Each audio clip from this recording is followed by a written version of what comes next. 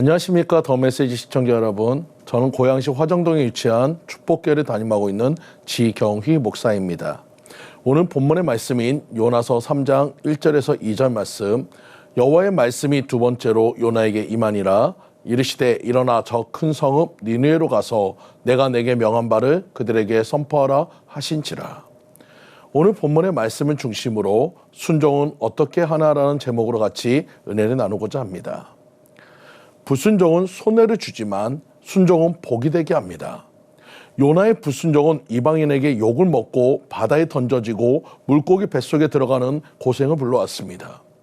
요나의 불순종은 혼자만의 고생이 아니라 배에 함께 탄 사람들에게도 말로 할 수 없는 고생을 하게 했고, 물질적으로도 모든 것을 버리고 생명만 건지는 손해를 가져왔습니다.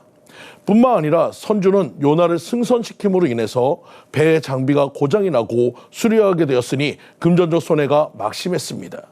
이 모든 것이 요나의 불순종의 결과인 것입니다. 성도 한 사람의 불순종이 불신 세계에 미치는 영향이 이렇게 크다는 사실을 깨달아야 합니다. 하나님께 불순종하는 자는 하나님의 채찍을 맞습니다. 그러나 회개하고 돌이키는 자에게는 하나님의 음성을 듣게 됩니다. 요나는 두 번째로 하나님의 말씀을 듣고 말씀대로 순종하였습니다. 물론 이번에도 자원하는 순종은 아니었습니다. 요나는 니느웨에 가는 것을 원치 않았고 그들이 구원받는 것도 원치 않았습니다.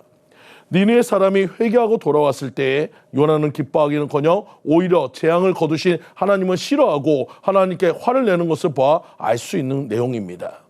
억지로 마지못해 하는 순종인 것입니다. 그러나 그가 억지로 마지못해 하는 순종일지라도 역사는 하나님이 이루신다는 사실을 믿으시기 바랍니다. 순종에는 두 종류가 있습니다.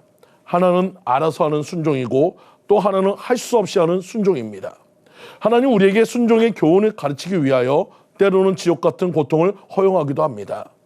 그런 의미에서 우리가 경험하는 실패는 어떤 것이든지 우리에게 교훈을 준다고 할 수 있는 것입니다. 우리가 만약 실패를 통하여 값진 교훈을 배울 수 있다면 실패 그 자체는 부끄러워할 필요가 없는 것입니다. 실패는 인생의 값진 자산이 될 수 있다는 사실을 믿으시기 바랍니다. 우리는 실패를 통해서 순종의 소중한 교훈을 배우게 될 것입니다. 지금 주님 앞에 서 있는 요나를 향해서 하나님은 다시 니느웨의 미래를 맡깁니다. 비록 자원하여 순종하지 않으면 억지로라도 순종해야 한다는 것입니다. 그리고 우리의 순종을 통해 하나님의 역사를 이루어 가신다는 사실을 믿으시기 바랍니다. 그러면 요나를 통해 어떻게 이루어 가신지를 살펴보겠습니다. 첫 번째로 요나는 하나님께 기회를 다시 얻었습니다. 오늘 본문의 말씀인 요나서 3장 1절에서 2절 말씀, 여호와의 말씀이 두 번째 요나에게 임하니라. 이르시되 일어나 저 큰 성읍 니느웨로 가서 내가 내게 명한 바를 그들에게 선포하라 하신지라. 요나가 배에 나와서 어디에서 하나님의 음성을 들었을까요? 물론 본문에는 기록이 없습니다.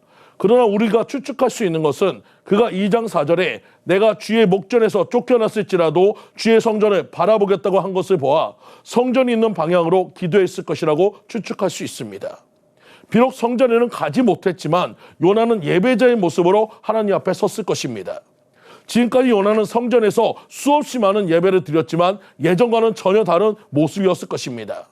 지금 드리는 예배 속에서 요나는 신선한 충격과 거룩한 성령의 감동이 임합니다. 그는 자기를 향한 기대를 가지고 말씀하시는 하나님의 음성을 듣게 됩니다. 내가 명한 바를 그들에게 선포하라. 이 말씀이 하나님의 말씀을 들은 요나는 재기하기 시작합니다. 그는 주님 앞에 돌아왔고 그분의 말씀을 들었습니다. 여러 가지 환난과 고난으로 낙심하신 분이 계십니까? 지금 이 자리에서 다시 일어나기를 원하십니까? 그렇다면 주님께 예배하는 자리로 돌아와 하나님의 말씀을 들으시는 성도님들 모두 되시기를 간절히 축원드립니다.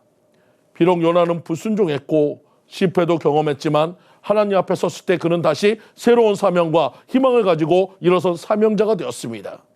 성경에는 이런 사명자들을 보여줍니다. 아브라함이 애굽에 내려가 아내를 빼앗겼지만 하나님은 다시 회복시켜 믿음의 조상이 되게 하셨습니다. 여호수아가 아이성 전투에서 실패했지만 하나님을 통해 다시 승리케 하셨다는 사실을 우리는 알고 있습니다.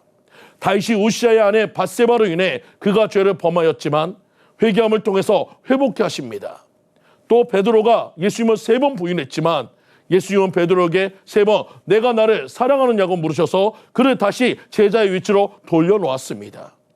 우리가 잘 알고 있는 탕자도 탕자가 아버지를 배신하고 떠나 모든 것을 잃고 아버지께 돌아왔을 때 아버지는 그를 타박하기보다 아버지는 넓은 품으로 안아주시며 그를 다시 아들로 삼아주셨듯이 지금도 하나님은 우리가 돌아오기를 기다리고 계십니다.